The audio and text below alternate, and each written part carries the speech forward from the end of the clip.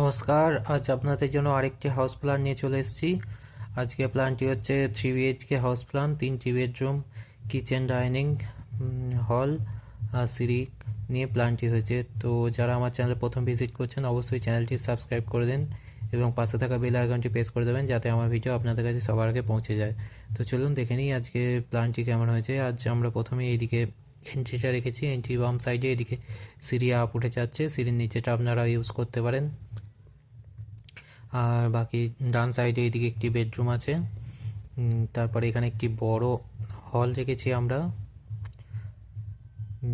হল কাম এখানে গেস্ট এসে বসার জন্য, এবং তার এদিকে একটি বেডরুম আছে, এর সঙ্গে একটি টয়লেট অ্যাটাচ আছে, মাস্টার বেডরুম।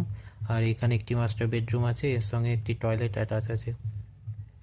আর এখানে একটি জেনারেল টয়লেট আছে। আর এখানে কিচেনের সঙ্গে ডাইনিংয়ের সঙ্গে ওপেন কিচেন আছে।